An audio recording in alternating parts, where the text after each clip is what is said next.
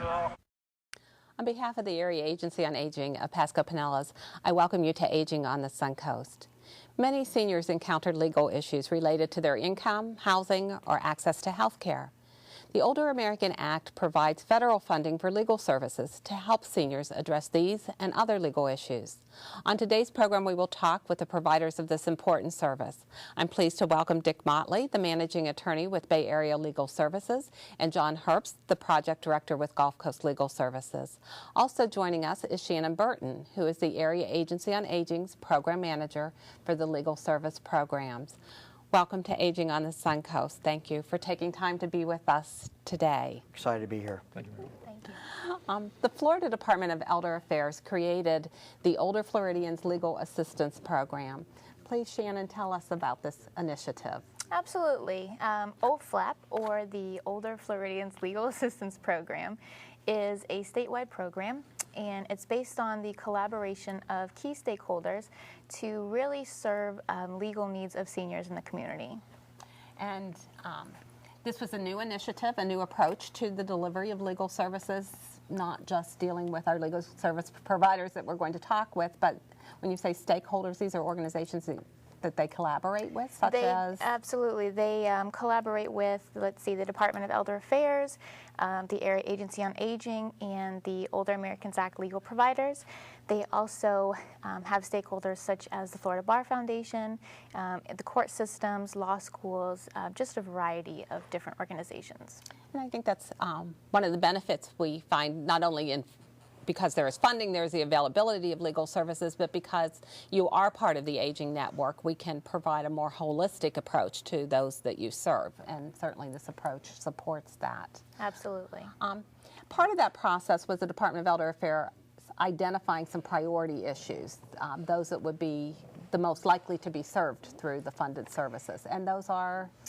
Well, the priority issue areas, they did stem from the Department of Elder Affairs, and there are a long list of different priority issue areas. Mm-hmm. Through joint planning with our agency, we have worked with our legal providers to create kind of these broad categories mm-hmm. of the priority issue areas that most of the legal cases fall into.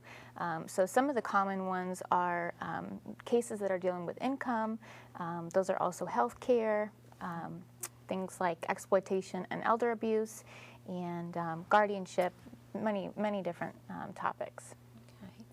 And the funding is provided to Bay Area Legal Services in Pasco County and Gulf Coast Legal Services in Pinellas County. Dick, you're with Bay Area Legal Services. Tell us where your offices are located. Yes, I will. And this is an important service that's being provided at this point. I think Department of Elder Affairs has done a study on this issue as to the need for the service. Mm-hmm. I think that study found that in a 3-year period, 26% of seniors do speak to attorneys, and another 26% think they need to speak to an attorney but don't do so, generally because they think it's going to be too expensive. And that's part of what this service helps provide, is to alleviate that concern. At Bay Area, we cover Pasco County, mm-hmm. and we have 2 offices in the county, one on the east side and one on the west. One is in Dade City, where we have 2 attorneys that work in that office, and then we have an office in Newport Richey, where we have 3 attorneys that are working in this service. So it's generally available throughout the community, and likewise in Pinellas County through Gulf Coast Legal Services? Yes, we have 2 main offices, one in Clearwater and then one in downtown St. Pete. And I also do outreach at the Long Center, the Aging Well Center, part of the Long Center on Belcher Road up in Clearwater. Okay. Shannon, tell us, is there a cost for these services? There is not. The legal services are actually provided through the Older Americans Act, mm-hmm. which is federal funding. And to be eligible, you just have to be 60 and older and be in a legal situation. And our legal providers work well with the clients. They really get to know the situation because most of seniors don't really even know that their issue is a legal issue. So they really help them to understand what's going on, and they work together with them to really serve their needs. And my understanding is that generally the first contact is by telephone, and so we, during the course of the program, will be running the telephone numbers for both of your offices. So our viewers, if after listening to the program, they feel that they have a legal issue that should be discussed with you or one of your staff, they can call into your offices and start that process. Dick, if someone is calling in, what type of information should they have readily available to provide? As probably you see on the screen or will during the show, there's two different numbers. There's one for the Pasco program and one if you live in Pinellas. I will say when you're using the Pasco call-in number, the initial statement that you're talking to Bay Area Legal Services, there's several different languages, and you have to kind of sit for a minute or two and listen to the different languages. It's both in Spanish and Creole and English. So you have to wait till that finishes, and then it'll say press 1 if you have a legal problem. So you'd have to make sure you don't hang up too early or press the wrong number. But you kind of hang in there to press 1 at the end, and that will hook you up with an individual that will start the process. And that's a screener, basically, is what we'd call that individual. And that's a person who would ask the initial information. And there's not a lot of information that you have to really have handy. You're going to know the general questions, your age, your address, and those kind of questions. But there'll be some initial questions that we have to answer generally for our funding sources that require us to answer a variety of questions involving your income and assets. Even though it's not an issue for eligibility under Title III, those questions will be asked because it may go toward what kind of services can be provided on your issue and what kind of issue you may have and what can be done for it. So that's kind of, you'll probably know most of the information that's requested on the screener without too much trouble. And is that a similar process in Pinellas County, John? No, a little different. We don't have a screener up front. Mainly when you call in, you'll get a receptionist. At that point, you explain to the receptionist, hopefully what the issue is. And at that point, she'll direct the call to either me, my paralegal who will set an appointment, or another attorney in the office who deals with that issue. If you're a senior and you have a domestic violence issue, it would actually be directed right to the family law unit. Okay. So they are, at that first encounter, are deciding based upon the nature of the problem who is the best staff to deal with it. Exactly. Okay. And I assume that determination is also made at Bay Area Legal Services at some point in the process? Yes, pretty early on it would be, you'd be set an appointment. Generally the first appointment with a case handler, which would be an attorney generally, and that would be done by the screener. They have a computer program that directs you right into an appointment slot for the attorney. And one thing that has to be done in a law office, you have to check a client for what's called conflicts. You have to make sure you're not representing someone else on the issue contrary to that client's interest already. So that's one reason you really can't just call up and start talking to an attorney. We are required by bar rules to do a conflict check. So that takes a little time. There's about 800,000 names in our computer system that your name has to be checked against. So, which is quick for a computer to do, but it has to be done. So the clients, that would be done probably by the screener at that time, and if there's no problem, the screener would set an appointment. And appointments are usually set fairly rapidly. You can usually get into, well, again, it's usually on the telephone is your first appointment, and that's usually done within the week. So it's a pretty rapid process. And what is the range of services that someone could expect? I mean, obviously, not every situation bears the same response from the legal provider. Some will probably be phone information or referral to another entity. Some will, a rare few will get to a court situation. Right. Well, at Gulf Coast Legal Services, we kind of like to think we're doing holistic law. So basically, you don't necessarily get screened out at the beginning. You come in, you will get to talk to someone. Whether it's truly a legal issue or maybe a social issue, we will work the case. And it could be anything from a brief service, making phone calls or contacting the other side, a letter going out, some just advice, all the way up through full representation in court, depending on the issue coming in. A lot of what I see, especially with the seniors, are not truly legal issues. They're more social issues they need help with. Some paperwork needs to be filled out. They have a problem with their DirecTV bill. But then again, you still have the truly fair housing cases, the eviction cases, in those too.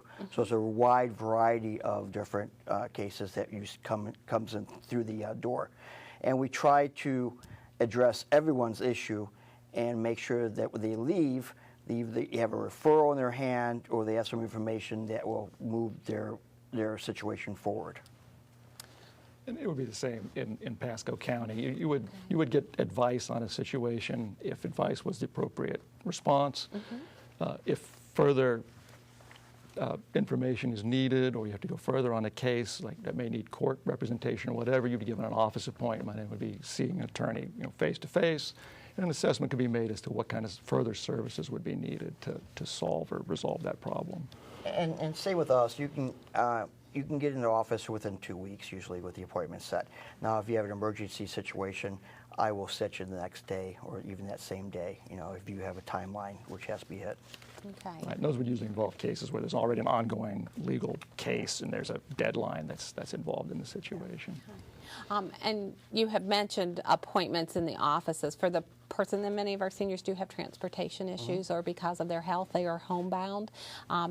In that case, you can do some of the work over the phone, or how is that handled? It can be over the phone. Home visits are done. Okay. We do outreach to see clients at senior centers, and often they have transportation to a senior center or something along those lines. So there's what has to be done gets done as far as the contact with the client. Yeah, the same with us. Basically I do home visits. I do visits to hospitals, nursing homes. I tend not to like to give a lot of legal advice over the phone if there's documents in front of them. A lot of seniors misinterpret what the documents are saying. So if there's documents, I like to see the documents. I like either if I have to go to their house to see them, or else if I can set an appointment up at the Long Center or Clearwater, or if they can make it down to St. Pete, or as long as I have to see the documents to actually say what we should do and what they should do and move forward. Dick, I'm very taken with the statistics that you shared with us, that 26% of seniors have had to consult an attorney. Within a 3-year period, yeah. And another 26% feel that they should have, that they have some legal issues. So there's a broad range of legal issues that our seniors are encountering.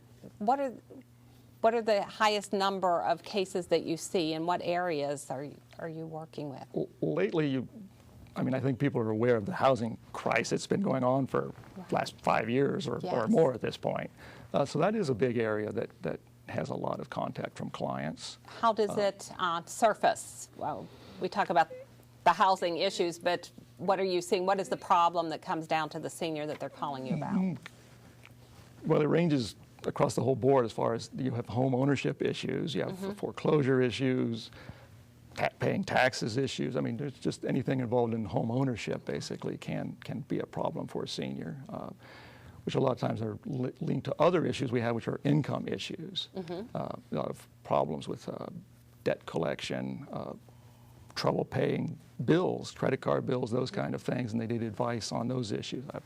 I've been paying my bills, but my money's running short and I can't do it anymore. We get a lot of those kind of questions from seniors as to what's going to happen and how it's going to happen. You notice when you were talking about the priority issues that have been chosen to direct most of the efforts toward, they're your most basic needs. And I'm hearing you say that's what you're seeing, the income issues, the housing issues, health care, access to health care. We're not talking about frivolous or peripheral. This is what keeps quality of life for an individual. I tend to say, the top priority is if you're going to lose something. Something's going to be taken from you. That's the top priority, and then it goes down the list and to the bottom, more simple issues. But those are the ones that get the highest work and most resources thrown at them. Right. And then there are other issues that haven't been identified as priorities that we do get a lot of demand for, or at least contact from clients on family issues. Sort of life planning issues, power of attorneys, healthcare directives, those kind of things. The advanced directives, and that's the umbrella term for the living will, the durable power of attorney, the healthcare surrogate form, and also the do not resuscitate order, which actually comes from the doctor. So we take care of those too. And I'll get phone calls from individuals saying, my mom is, she's in the hospital, we need this taken care of, can you come out and do it? I like to see it done earlier, so I'm not rushing out to take care of that situation. Or I get the phone call saying, Mom has Alzheimer's, can we take care of this now? And at that point, you can't, because the power of attorney is a power that's given, not taken, so they have to have capacity in order to give you that power. So it's important as a senior to get your paperwork in order ahead of time, very important. And that bounce back to the housing issues. The housing issues mainly, can involve property taxes. It can involve modification of the loan, foreclosure issues, or it can involve, as a senior, being a tenant, which the house is going into foreclosure. Okay. And you get the phone call saying, well, we got served, the house is going into foreclosure, do I have to pay my landlord? Well, yes, you do. Just because he's not paying his mortgage doesn't relieve you of the fact you have to pay your mortgage, your rent rather.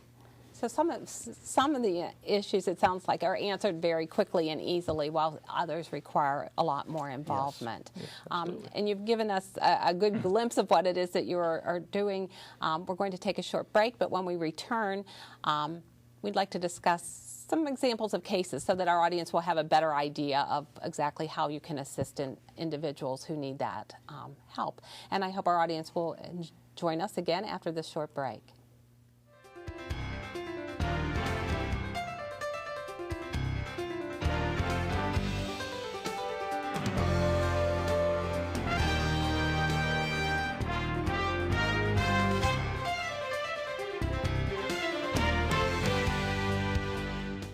Like any superhero, she looks like an ordinary citizen most of the time, but she's the scam gram, standing up for millions of Medicare recipients who are vulnerable simply because they don't know how important it is to protect their Medicare numbers, detect Medicare fraud, and report suspicious charges.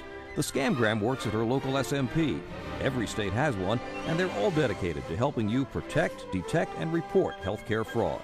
Call your local SMP at 877-808-2468. During the first segment of today's program, we talked about the Older Floridians Legal Assistance Program and the services available through Bay Area Legal Services and Gulf Coast Legal Services. During this segment, the attorneys with these agencies, Dick Motley and John Herbst, will review some of the legal issues that have been addressed on behalf of seniors in our communities. Before we start to talk about that, though, let's let the audience know that there are some legal issues that the legal services cannot address, and those would be, Dick? Yes, well, we don't do criminal cases. Okay. There's an effort not to duplicate services in the community. Criminal cases are handled by the Public Defender's Office, so that's an area we don't work in. And we don't do personal injury cases because private attorneys will take those cases, so there's no need to do it through a public service. Either. Right. Okay. Right. So. Okay. And also because it is an Older American Act funded services, inherent within the Older Americans Act is a targeting aspect. Tell us about that. Of course. The Older Americans Act really wants to focus on those who have the greatest economic and greatest social need. So that is something that our legal providers will look for during the screening process.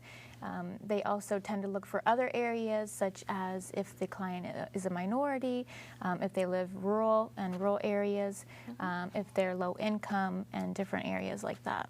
Okay, very good. Let's talk some, John, if you can tell us about some of the cases that you have handled. That might... Well, one of the things we're seeing a lot of right now is ID cases, birth certificate cases. Because of the Homeland Security Act, and everyone has to go down and get a new ID and get that little star put on there saying they checked everything, that you are a U.S. citizen, you are who you say you are. A lot of seniors are finding out that they're having problems, that their name they've been using doesn't match their birth certificate, or things have changed over the years, or let's say you were born by a midwife in South Georgia and all the paperwork is all messed up. And so now we have to come in and correct that. In the worst case scenario, you got to go in front of a judge to actually get your name changed to match your Social Security and your ID. And even if you notice on your own IDs, my John M. Herbst is now John Michael Herbst to match the rest of my IDs. And that's creating a big pain for our seniors who don't have a lot of the necessary documents, who never thought they've been going by, Bill instead of William, and everything has been that. But now there's an issue that needs to be fixed, and sometimes it's easily fixed, sometimes it's not. Over the years, we've had some very interesting other cases. We were talking earlier today about the unlawful detainer or ejectment case, where you have a grandchild or maybe a son who have overstayed their welcome in your house. And you would think you can say, okay, well, it's time for you to leave. Well, no. If they're not paying rent and they're just sitting there, you have to actually physically go down to the courthouse and file paperwork in order for them to leave. And I've had situations where the grandson has actually lived in the house, was using the grandparents' credit cards, going on dates, bringing the dates back, and making the grandparents leave the house or go in another room while he was having these dates. So we know, or maybe the son or the grandson is addicted, and they have to be removed. The situation's now under control, and that's gone. Another case, possibly, it actually was in the news, where I had a senior who was behind on her property taxes, got hooked up with a mortgage broker.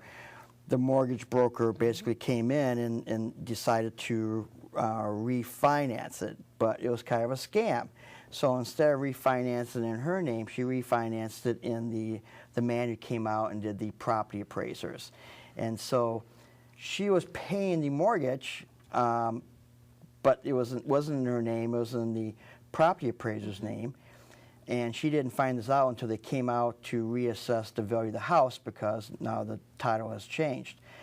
Situation got even funnier because the property appraiser gave the title of the house back to the mortgage broker in exchange for a 350Z Nissan as a swap. So I basically had to undo this whole mess. And then one of the reasons she wasn't paying the property tax to begin with was because she had no money. So at that point, we helped her do a reverse mortgage to make sure she had income, that this wouldn't happen again. Life is so complicated these days. It's complicated for young people, and it is complicated for people who grew up in a more trusting society in simpler times.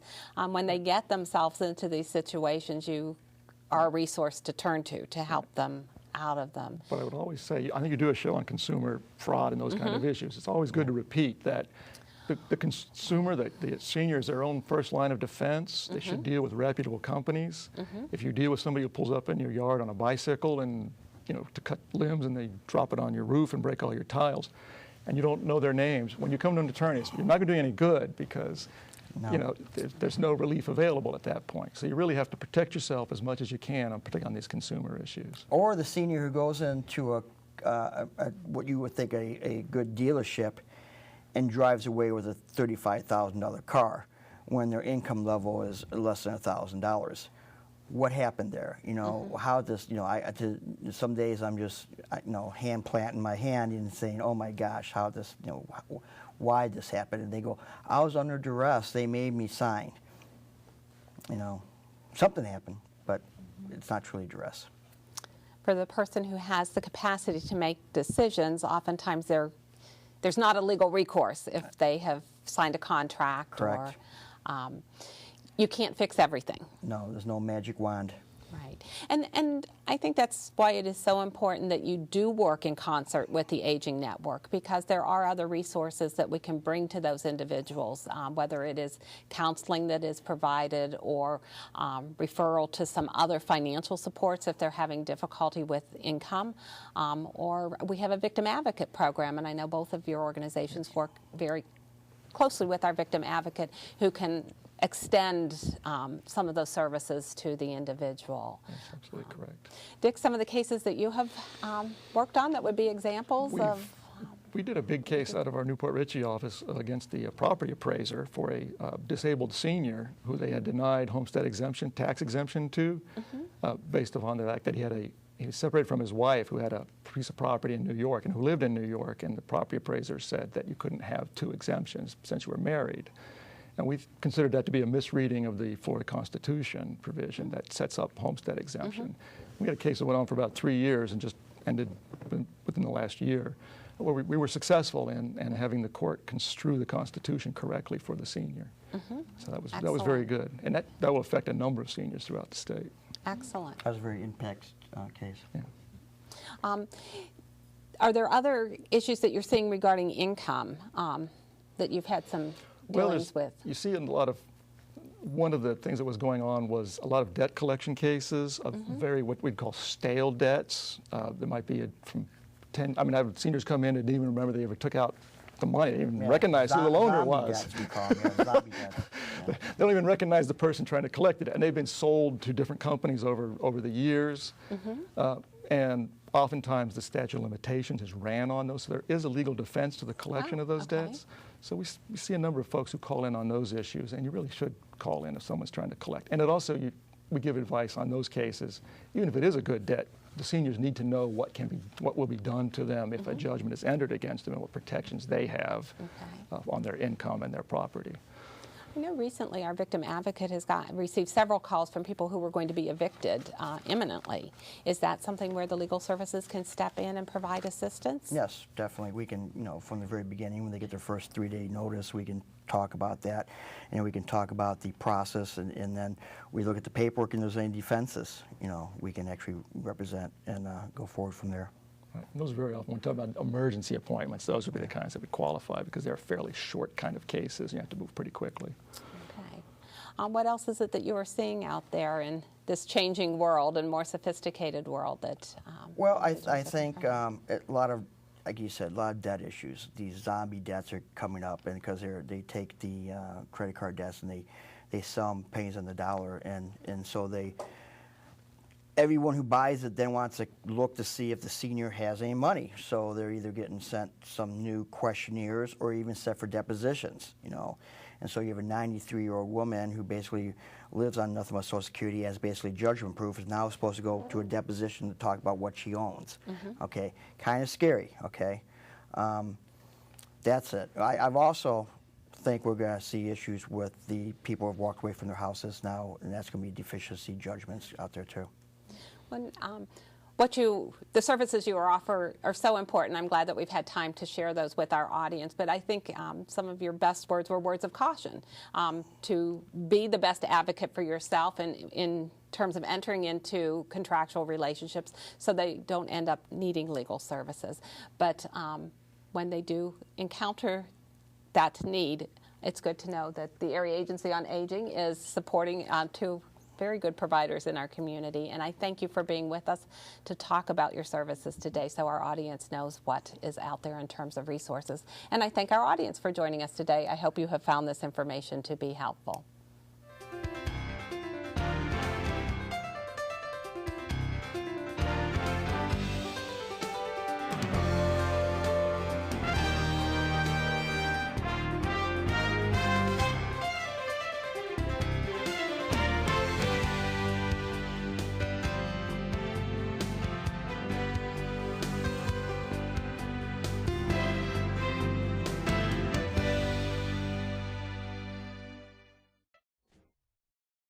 Like any superhero, she looks like an ordinary citizen most of the time, but she's the scam grand, standing up for millions of Medicare recipients who are vulnerable simply because they don't know how important it is to protect their Medicare numbers, detect Medicare fraud, and report suspicious charges.